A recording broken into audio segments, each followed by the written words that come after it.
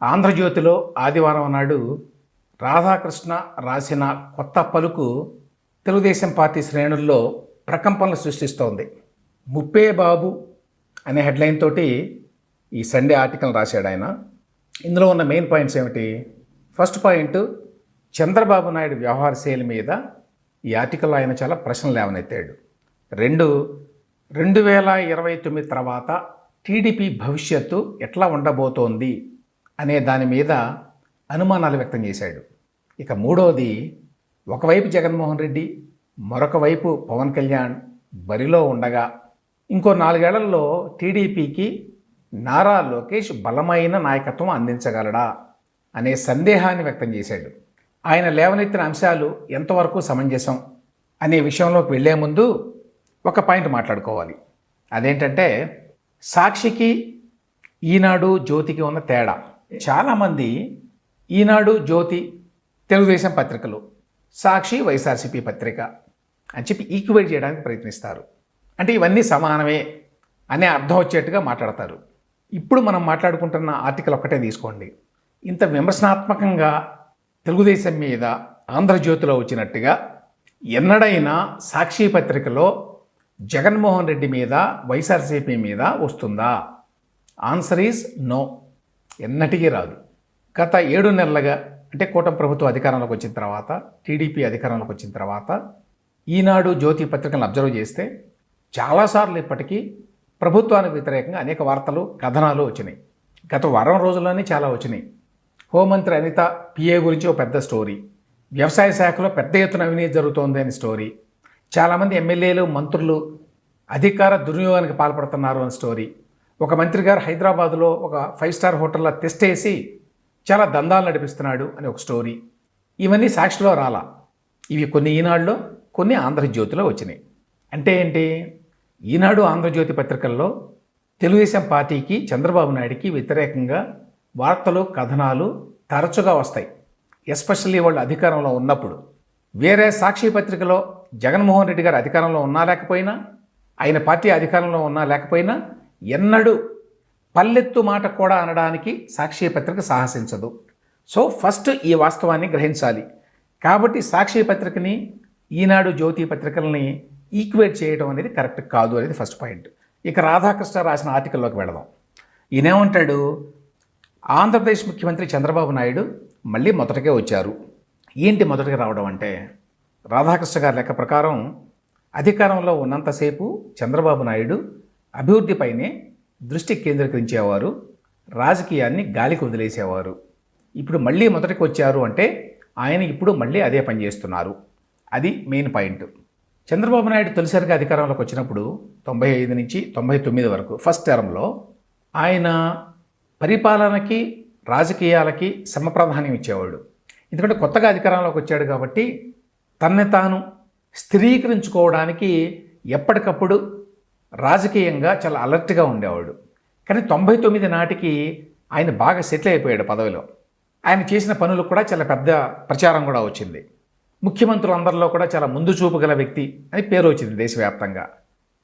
So ఆయన చుట్టూ ఒక పెద్ద అధికార బృందం ఏర్పడింది. వాళ్ళ చెప్పు చేతల్లోనే దాదాపుగా ఆయన పరిపాలన నడిపించేవాడు. 99 నుంచి 2004 వరకు ఇదే జరిగింది. రాజకీయాన్ని పూర్తిగా నెగ్లెక్ట్ చేశాడు. రాజకీయ అంశాల మీద దృష్టి పెట్టాల. ప్రతిపక్షాలు ఏ అంశాలు లేవనెత్తుతున్నాయి, వేటి మీద ప్రజల్లో అసంతృప్తి ఉన్నది అనే విషయాలు తెలియదు. ప్రచార యావలో పడిపోయాడు. చుట్టూ ఉన్నటువంటి ఈ వందిమాగదుల బృందం, అధికార బృందం ఆయనకి ఎప్పుడూ కూడా అరచేతిలో అంతా పచ్చగా ఉన్నట్టు చూపించేవాళ్ళు. ప్రజలతోటి, రాజకీయంతో ఆయనకి సంబంధాలు తెగిపోయినాయి. ఆ కారణం చేత 2004లో ఓడిపోయాడు. అది ఎంత దెబ్బ కొట్టిందంటే మళ్ళీ 2 టర్మ్స్ ఆగాల్సి వచ్చింది పవర్లోకి రావడానికి. 2004, 2009 2 సార్లు. 2014 నాటికి కానీ, అది రాష్ట్ర విభజన జరిగిన తర్వాత ఆయన అధికారంలోకి వచ్చాడు. అప్పుడు ఇదే పొరపాటు చేశాడు.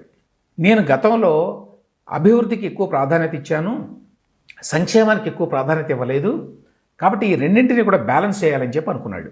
సో ఆ విధంగా బ్యాలెన్స్ చేయడానికి ట్రై చేశాడు 2014-19 మధ్యకాలంలో. అయితే మళ్ళీ ఆయన 2014 నుంచి 19 వరకు రాజకీయం చేయాల. రాజకీయంగా ఏ అంశాలు ప్రజల్లో నలుగుతున్నాయి అనే విషయాన్ని పట్టించుకోవాలా. ప్రతిపక్షాలు చేసేటువంటి ఏ విమర్శల్ని ప్రజలు నమ్ముతున్నారు అనే విషయాన్ని పట్టించుకోవాలా, సమాజంలో ఏ ఏ వర్గాలు ఆయనకు వ్యతిరేకంగా తయారవుతున్నాయి అనే విషయాన్ని పట్టించుకోవాలా. వీటన్నిటి మూలంగా 2019లో అతిపెద్ద ఓటమి సంభవించింది మళ్ళీ. ఇక 2019 నుంచి 2024 మధ్యకాలంలో వ్యక్తిగా చంద్రబాబు నాయుడు, ఒక పార్టీగా తెలుగుదేశం ఇన్ని కష్ట నష్టాలను వచ్చారో అందరికీ తెలుసు. జగన్మోహన్ రెడ్డి ఆ 5 ఏళ్ల కాలం కూడా ఆయనకి, ఆయన పార్టీకి చుక్కలు చూపించాడు. రాధాకృష్ణ మాటల్లో చెప్పాలంటే 40 ఏళ్ల రాజకీయ జీవితంలో ఎన్నడూ ఎదుర్కోనన్ని ఆటుపోట్లని, అవమానాలని, కష్టాలని 2019-24 మధ్య ఎదుర్కొన్నాడు. ఆ కాలంలో అసలు చంద్రబాబు నాయుడిని, ఆయన పార్టీని రాజకీయ రంగం నుంచి పూర్తిగా నిష్క్రమింపజేయాలని చెప్పి జగన్మోహన్ రెడ్డి ప్రయత్నించాడు. చివరికి జైల్లో కూడా పెట్టాడు. ఇన్ని జరిగిన తర్వాత వీటన్నిటినీ ఎదుర్కొని ఎంతో సహనంతో పోరాటాలు చేసి తన కేడర్లో కూడా ప్రేరణ కల్పించి ఎట్టకేలకి 2024లో ఎవరు ఊహించిన స్థాయిలో విజయం సాధించాడు చంద్రబాబు నాయుడు గారు. 2019-24 మధ్యకాలంలో ఆయన ఎదుర్కొన్న అనుభవాల దృష్ట్యా ఈసారి ఆయన ఖచ్చితంగా మారతాడు అని చెప్పి అందరూ అనుకున్నారు. జగన్మోహన్ రెడ్డి ఏ రకమైన పాలిటిక్స్ చేశాడో ఆయన చూడటమే కాకుండా వాటిని అనుభవించాడు కూడా. కాబట్టి ఈసారి ఎట్టి పరిస్థితుల్లో ఆయన దృష్టి భిన్నంగా ఉంటుంది, రాజకీయ అంశాల పట్ల గతంలో ఎన్నడూ లేనంత అలర్ట్గా ఉంటాడు ఆయన అని చెప్పి అనుకున్నారు.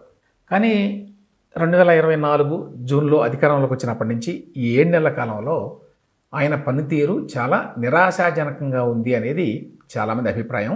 దాన్నే ఇప్పుడు రాధాకృష్ణ గారు ఈ ఆర్టికల్లో హైలైట్ చేశాడు. 6 నెలలు గడిచేసరికి ఆయనలో, అంటే చంద్రబాబు నాయుడు గారిలో 1999-2004 నాటి చంద్రబాబు తన్నుకొచ్చారు అని చెప్పి రాశాడు. 99-2004 నాటి చంద్రబాబు అంటే ఏంటి? అధికార బృందాన్ని చుట్టూ పెట్టుకొని అభివృద్ధి అభివృద్ధి అని జపం చేస్తూ పార్టీని పట్టించుకోకపోవటం, రాజకీయ అంశాలను పట్టించుకోకపోవటం, కేడర్ని కలగకపోవటం, రాజకీయంగా క్షేత్రస్థాయిలో వస్తున్నటువంటి మార్పుల్ని గమనించకపోవడం, ఇవన్నీ అవే ఇప్పుడు మళ్ళీ రిపీట్ అవుతున్నాయి అనేది రాధాకృష్ణ గారు ఇందులో చెప్తున్న విషయం. 24లో అధికారంలోకి రాగానే చాలామంది ఏమనుకున్నారంటే జగన్మోహన్ రెడ్డి అనే వ్యక్తి ఒక సాధారణ సాంప్రదాయక రాజకీయ నాయకుడు కాదు, అతను ఒక భిన్నమైన వ్యక్తి, అతను కనుక అధికారంలో ఉంటే, రాజకీయాల్లో ఉంటే వేరే ఇంకెవరిని కూడా ఉండనివ్వడు, ఇందుకోసం ఆయన ఎంతకైనా తెగిస్తాడు అనే విషయం అందరికీ తెలుసు. చంద్రబాబు నాయుడు గారి దగ్గర నుంచి ఆ పార్టీ శ్రేణుల వరకు, ఈవెన్ రాష్ట్రంలో ఉన్న ప్రజలందరికీ. అందులో స్వయంగా తన్నే జైల్లో పెట్టించాడు కాబట్టి ఆయనకి తెలుసు జగన్మోహన్ రెడ్డి కనుక అధికారం అంటూ వస్తే ఎంతవరకు వెళ్ళగలడు అనేది. ఇంత తెలిసిన తర్వాత కూడా అధికారంలోకి వచ్చిన తర్వాత ఆ అంశాల మీద చంద్రబాబు నాయుడు గారు దృష్టి పెట్టడం లేదు అనేది ఒక పెద్ద కంప్లైంట్. ఆయన ఏమనుకుంటున్నాడు అనేది అందరికీ అర్థం కావట్లా. తక్కువగా అంచనా వేస్తున్నాడా జగన్మోహన్ రెడ్డిని? ఇవాల్టికి చంద్రబాబు నాయుడు గారు మినహా ఆ పార్టీలో ఉన్నటువంటి మిగతా వాళ్ళందరూ, ఎస్పెషల్లీ శ్రేణులు, ఆ తర్వాత రాష్ట్రంలో ఉన్నటువంటి వివిధ వర్గాలు కూడా మళ్ళీ కనుక జగన్మోహన్ రెడ్డి వస్తే ఈ రాష్ట్రం ఏమైపోతుందో అనేటువంటి ఒక భయంలో ఉన్నారు. డెమోక్రసీ స్వోర్డ్ అంటారు ఇంగ్లీష్లో. ఆ విధంగా ఆ కత్తి వేలాడుతోంది జగన్మోహన్ రెడ్డి గారి రూపంలో. కాబట్టి ముందు దాని మీద దృష్టి పెట్టాలి, ఆ వేలాడుతున్న కత్తిని తొలగించాలి అక్కడి నుంచి. అప్పటి వరకు కూడా ప్రశాంతత ఉండదు, అప్పుడు మాత్రమే మిగతా అంశాల మీద దృష్టి పెట్టాలి అనేది చూసే వాళ్ళకి ఎవరికైనా అనిపించేటువంటి అంశం. కానీ గమ్మత్తుగా ఎందువల్లనో చంద్రబాబు నాయుడు గారు దాని మీద దృష్టి పెట్టడం వల్ల 7 నెలలు అయిపోయింది అధికారంలోకి వచ్చి, ఇంతవరకు జగన్మోహన్ రెడ్డి అవి చేశాడు, ఇవి చేశాడు, అరాచకాలు చేశాడు అని చెప్పి మీరే చెప్పారు. ఆయన చేశాడు అని చెప్పి ఇవాళ రాష్ట్రంలో ప్రజలందరూ నమ్ముతున్నారు. కానీ ఒక్కదాన్ని కూడా వెలికి తీయడానికి ప్రయత్నం జరగల. అన్నీ రాధాకృష్ణ గారి మాటల్లో మళ్ళీ చెప్పాలంటే ఏదో పైపోయినట్ల కెలికి, కోడి కెలికినట్టు వదిలేయడం. గతంలో అరెస్ట్ చేసే వరకు అసలు ఆ కేసులో ఏం జరిగింది, ఎంత ఇన్వెస్టిగేషన్ జరిగింది, ఎవరి పేర్లు ఉన్నాయి అనే విషయం కూడా తెలియదు. అట్లాంటిది ఇవాళ ఏమి జరగకుండానే హడావుడు ఎక్కువ, ఎవరెవరి పేర్లు ఉన్నాయి, ఏ ఏ కేసు నడుస్తోంది అని చెప్పి అన్నీ బయటికి రావడం, వాటి మీద వైఎస్ఆర్సీపీ నాయకులు వెంటనే కోర్టుని ఆశ్రయించడం, వాళ్ళకి అక్కడ రిలీఫ్ రావడం, ఇవన్నీ చూస్తున్నాం. ఇక జగన్మోహన్ రెడ్డి గారి మీద అయితే అసలు ఏమీ లేదు ఇంతవరకు.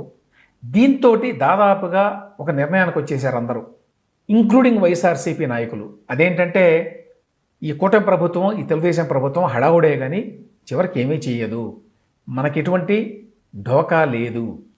ఏవో చిన్న చిన్న ఇబ్బందులు ఉంటాయి అంతే. ప్రభుత్వంలో ఉండగా మనం చేసినటువంటి పెద్ద పెద్ద అవినీతి కార్యక్రమాలని, అరాచకాలని వీళ్ళు బయటపెట్టి వాటిని ఒక పద్ధతిగా కేసులు కట్టి ప్రజల ముందు, కోర్టుల ముందు దోషులుగా నిలబెడతారు అనే భయం ఏమాత్రం లేకుండా పోయింది. ఇది చంద్రబాబు నాయుడు గారి అసమర్థత, ఆలోచన రాహిత్యమా, అవగాహన రాహిత్యమా ఏమిటి అనేది ఎవరికి అర్థం కావట్లా. ఆయన ఏమీ తెలియని వ్యక్తి అని చెప్పి ఎవరు అనుకోవడంలా. అపారమైన అనుభవం చంద్రబాబు నాయుడు గారికి. ఎన్నెన్నో ఒత్తిడిని తట్టుకొని 40 ఏళ్ళుగా రాజకీయాలు చేస్తున్నాడు ఆయన.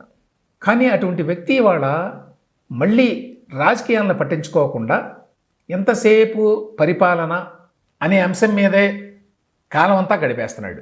అధికారాలకు వచ్చిన తర్వాత ఇంతవరకు కూడా తన పార్టీ నాయకులందరినీ కూర్చోబెట్టుకుని ఒక మీటింగ్ పెట్టాల పార్టీ ఆఫీస్లో. అనేక మంది తెలుగుదేశం పార్టీ కార్యకర్తలు ఇప్పటికే మొత్తుకుంటున్నారు, మా మీద బోల్డని కేసులు ఉన్నాయి, పట్టించుకునే నాథుడు లేడు అని. బహుశా చంద్రబాబు నాయుడు గారు ఏమనుకుంటారు, నా మీద కూడా చాలా కేసులు ఉన్నాయి, 60 కేసులు, కాబట్టి ఇది పెద్ద విశేషం కాదు అని చెప్పి ఆయన అనుకోవచ్చు. కానీ ఆయన పరిస్థితి వేరు, పార్టీలో ఉండేటువంటి మిగతా నాయకులు కార్యకర్తల పరిస్థితి వేరు. అసలు చంద్రబాబు నాయుడు గారు ఏమనుకుంటున్నారు, జగన్మోహన్ రెడ్డి ప్రభుత్వంలో జరిగిన అరాచకాల్ని, అవినీతిని లోతుగా వెలికితీసి వాటి మీద చర్యలు గట్టిగా ప్రారంభించకపోతే 2029 నాటికి ఆయన జగన్మోహన్ రెడ్డిని, ఆయన పార్టీని ఎదుర్కోగల పరిస్థితిలో ఉన్నాడా లేదా, ఆ ఆలోచన ఆయన చేస్తున్నాడా లేదా అనేది ఒక ప్రశ్న రాధాకృష్ణ గారు లేవనెత్తింది. ఎందుకంటే జగన్మోహన్ రెడ్డికి ఇప్పటికీ కూడా కొన్ని వర్గాల్లో బలమైన ఫాలోయింగ్ ఉంది, మంచైనా చెడైనా. 2029లో మళ్ళీ ఆయన అధికారంలోకి రాడు అని గ్యారంటీ ఏమీ లేదు. చంద్రబాబు నాయుడు గారు ఇదే విధంగా పరిపాలనా అభివృద్ధి అనుకుంటూ చుట్టూ అధికార బృందాన్ని పెట్టుకొని కాలక్షేపం చేస్తే 5 ఏళ్ల పాటు 2029 నాటికి మళ్ళీ ఒక పెద్ద షాకింగ్ రిజల్ట్ వచ్చేటువంటి అవకాశం ఉంటుంది. ఆ విషయం ఆయనకు తెలియదా అనేది ఇందులో మెయిన్ ప్రశ్న. ఆ తర్వాత ఆయన భవిష్యత్తు గురించి ఏమాత్రం ఆలోచిస్తున్నాడా లేదా అని. ప్రస్తుతం ఒకవైపు జగన్మోహన్ రెడ్డి, ఇంకోవైపున పవన్ కళ్యాణ్ ఉన్నారు. వాళ్ళిద్దరూ కూడా ముఖ్యమంత్రి సీటు మీద సహజంగానే దృష్టి పెట్టారు. ఇటువైపు తెలుగుదేశం పార్టీ చంద్రబాబు నాయుడు భవిష్యత్తులో లోకేష్ని తీసుకొస్తారు అని చెప్పి అందరూ అనుకుంటున్నారు. పరిస్థితులు ఇప్పుడున్న లాగానే కొనసాగితే 2029 నాటికి లోకేష్ తెలుగుదేశం పార్టీకి లీడర్షిప్ని ఇవ్వగల పరిస్థితుల్లో ఉంటాడా అనేది ఒక ప్రశ్న. ఎందుకంటే జనసేనకి పవన్ కళ్యాణ్ నాయకుడు, అందుకు తగ్గట్టుగా ఆయన వచ్చే 4 సంవత్సరాలని దృష్టిలో పెట్టుకొని పునాదులు వేసుకుంటున్నాడు. ఇక జగన్మోహన్ రెడ్డి తన సర్వశక్తులు ఒడ్డి 2029లో మళ్ళీ అధికారంలోకి రావడానికి ప్రయత్నిస్తాడు. మరి లోకేష్ సంగతి ఏమిటి? అప్పటికి చంద్రబాబు నాయుడు గారు ఉంటారా, లేదా లోకేష్కి నాయకత్వం అప్పచెప్తారా? చంద్రబాబు నాయుడు గారికి అప్పటికి అంటే 2029 నాటికి దాదాపుగా 80 ఏళ్ళు వస్తాయి. కాబట్టి ఆయన యాక్టివ్ పాత్ర పోషించలేరు అనేటువంటి అభిప్రాయం ఉంది. కానీ అప్పటికి నారా లోకేష్ తెలుగుదేశం పార్టీ లాంటి ఒక పెద్ద పార్టీకి నాయకత్వం వహించగల పరిస్థితుల్లో ఉంటాడా? అందుకు తగ్గ ఏర్పాట్లు ఇప్పటి నుంచి చేస్తున్నారా? అలా చేస్తున్నట్టుగా కనిపించడం లేదు. లోకేష్ కూడా తన మంత్రిత్వ శాఖల వ్యవహారాల్లో చాలా బిజీగా ఉంటున్నాడు. ఆయన పార్టీ కార్యకర్తలను కలిసినా చాలా లిమిటెడ్గా ఉంటుంది. అది తెర వెనక ఆయన కొన్ని పనులు చేస్తూ ఉండొచ్చు, కానీ తెర ముందు కూడా ఆయన చేస్తున్నట్టుగా కనిపించాలి. ప్రస్తుతానికి అది కనిపించడం వల్ల. కాబట్టి తెలుగుదేశం పార్టీ నాయకత్వం అనేది 2029 నాటికి ఒక సందిగ్ధంలో ఉంటుంది. వేరేస్ మిగతా పార్టీల్లో చాలా క్లారిటీ ఉంది, వైఎస్ఆర్సీపీ కానీ జనసేన కానీ. అందువల్లనే చాలామందికి అనుమానం 2029 నాటికి ఈ పార్టీ ప్రణాళిక ఏమిటి అసలు, ఎందుకు ఆ విషయం మీద చంద్రబాబు నాయుడు గారు దృష్టి పెట్టడం లేదు. ఒకవైపు జగన్మోహన్ రెడ్డి నుంచి పెద్ద సవాల్ ఇంకా అట్లానే ఉంది, మరోవైపున పవన్ కళ్యాణ్ ఎట్లాగూ పోటీలో ఉంటాడు. వీటిని దృష్టిలో పెట్టుకొని రాజకీయంగా ఏ విధంగా ముందుకు వెళ్ళాలి అనేటువంటి ఆలోచన చేయాలి. కానీ ఆయన ఇంతవరకు అసలు పార్టీ నాయకులనే కలవలేదు అంటే, ఏ విషయంలోనూ పార్టీ నాయకులను ఇంతవరకు కాన్ఫరెన్స్లోకి తీసుకోలేదు అంటే పరిస్థితి ఎట్లా ఉందో ఊహించుకోవచ్చు.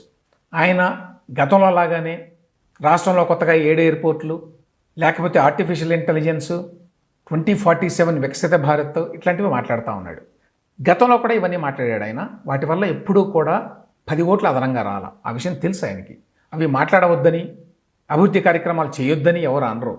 కానీ ఎట్ ద సేమ్ టైం మన డెమోక్రసీలో అభివృద్ధి, పరిపాలన అనే వాటికి ఎంత ప్రాధాన్యత ఉందో రాజకీయానికి కూడా అంతే ప్రాధాన్యత ఉంది.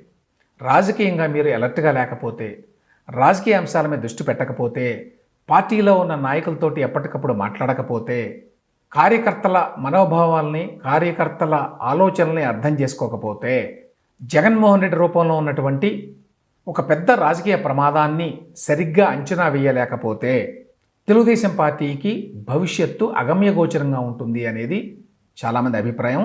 దాన్నే రాధాకృష్ణ గారు ఈ కొత్త పలుకు ఆర్టికల్లో వ్యక్తం చేశారు. ఇక్కడ సమస్య ఏమిటంటే, చంద్రబాబు నాయుడు గారు కనుక సక్రమంగా రాజకీయ అంశాల మీద దృష్టి పెట్టకపోతే ఆ నష్టం ఆయన పార్టీకి ఒకటే అయితే పర్వాలేదు, అది రాష్ట్రానికి కూడా నష్టం. అందువల్లనే తెలుగుదేశం పార్టీకి సంబంధం లేని వ్యక్తులు కూడా ఆందోళన చెందేది. చివరిగా ఒక మాట చెప్పాలి. రాధాకృష్ణ జ్యోతులు ఇంత నిర్మోహమాటంగా, ఇంత ముక్సూటిగా తెలుగుదేశం మీద, చంద్రబాబు నాయుడు గారి మీద విమర్శలు చేశాడు అని అంటే కొంతమంది ఒక అభిప్రాయం వ్యక్తం చేస్తారు. అదేంటంటే తెలుగుదేశం పార్టీ అధికారంలో ఉంటే రాధాకృష్ణ తన మాట నెగ్గాలనుకుంటాడు ఆ ప్రభుత్వంలో. ఆయన చెప్పిన మాటను ఏదన్నా ఆ ప్రభుత్వంలో వినకపోతే, చంద్రబాబు నాయుడు గారు వినకపోతే నెగిటివ్గా ఈయన ఏదో ఒకటో రెండో ఆర్టికల్స్ రాస్తుంటాడు అనేటువంటి అభిప్రాయం చాలాసార్లు చూస్తాం. అందులో వాస్తవం ఉందో లేదో తెలియదు, కానీ ఒక మాట మాత్రం నిజం.